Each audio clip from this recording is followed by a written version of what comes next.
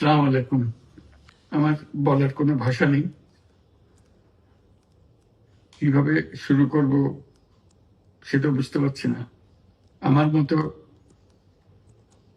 সারা দেশের লোক আজকে হতবাক। এরকম একটা কাণ্ড হতে পারে আমরা কেউ কল্পনা করিনি, কারো ধারণার মধ্যে ছিল না। কিন্তু এই অবিশ্বাস্য জিনিস আমাদেরকে হঠাৎ করে গ্রহণ করতে হয়েছে। মাইলস্টোন স্কুল অ্যান্ড কলেজের যে দুর্ঘটনা, প্রশিক্ষণ বিমান বিধ্বস্ত হয়ে এই কচি শিশুদের উপরে ঝাঁপিয়ে পড়ল, আগুনে পুড়ে মরল। মা বাপদের আমরা কি জবাব দেব? কি বলবো তাদেরকে? আমরা নিজেদেরকে তো জবাব দিতে পারছি না। অজানা শিশুদের মুখ সবার চোখে ভেসে উঠছে। সারা জাতি হতভম্ব বা ক্রুদ্ধ। শোকাহত বললে খুব কম বলা হবে। এই দুর্ঘটনার রেশ এখনো কাটেনি। এখনো লাশ আসছে হাসপাতালে,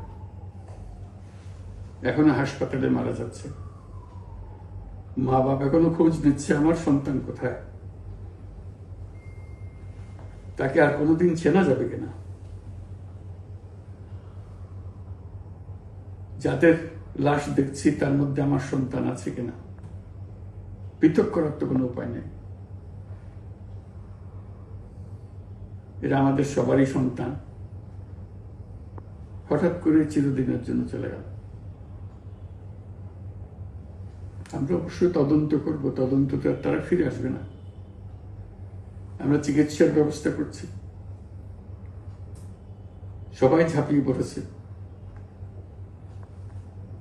সকল হাসপাতাল, সকল মানুষ ছুটে আসছে। আমরা সবার কাছে অনুরোধ করছি, হাসপাতালে ভিড় করবেন না, কারণ যারা আহত তাদের জন্য এটা ভালো না।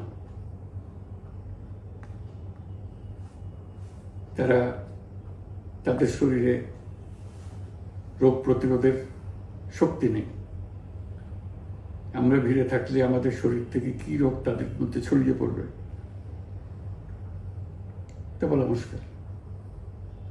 কাজে দূরে থেকে দোয়া করেন সবাই। আমরা বাবা মা আত্মীয় স্বজন সবার কাছে আমাদের সহানুভূতি জানাচ্ছি। বাংলাদেশের যত সন্তান আছে সবাই আপনাদের সন্তান।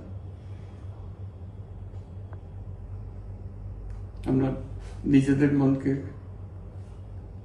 সান্ত্বনা দেওয়ার চেষ্টা করুন। আমরা সবাই নিজেদের মনে সান্ত্বনা দিচ্ছি, কিন্তু আপনাদের সান্ত্বনা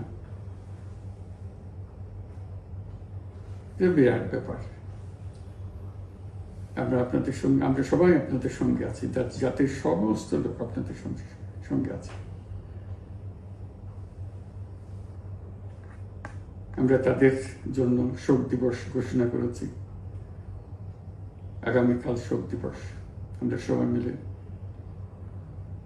তাদের কথা স্মরণ করব, তাদের আত্মার শান্তি কামনা করব। আজকে থেকে সবাই তাদের আত্মার জন্য, তাদের রুহের জন্য